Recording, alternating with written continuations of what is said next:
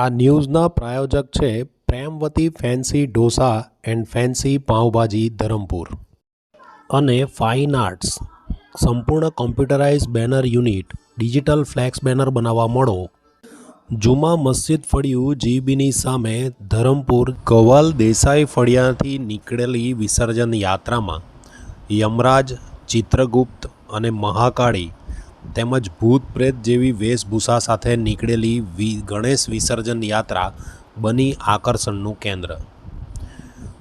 હાલમાં ઠેર ઠેર ગણેશ મહોત્સવની ઉજવણી થઈ રહી છે। વિસર્જન યાત્રામાં દરેક મંડળો પોતાના અવનવા કાર્યક્રમો યોજી સૌનું ધ્યાન આકર્ષિત કરતા હોય છે।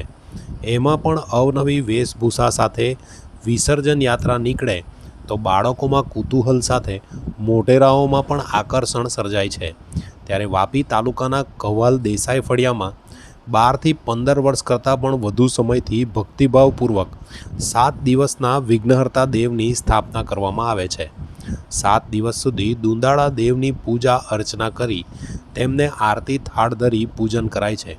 આ વર્ષે પણ ભક્તિભાવપૂર્વક તેમનું 6 દિવસ પૂજન કરવામાં આવ્યા બાદ આજે 7મા દિવસે નવસર્જન યુવક મંડળ ગવાલ દ્વારા ઉત્સાહપૂર્વક રીતે વિસર્જન યાત્રા નીકળી હતી, જેમાં મહાકાળી, 2 ભૂત પ્રેત તેમજ યમરાજ જેવા પાત્રો અસલ વેશભૂષા સાથે વિસર્જન યાત્રામાં ડીજેના તાલ ઉપર નાચતા કૂદતા જોવા મળતા સમગ્ર વેશભૂષાવાળા પાત્રો લોકોમાં આકર્ષણનું કેન્દ્ર બન્યા હતા।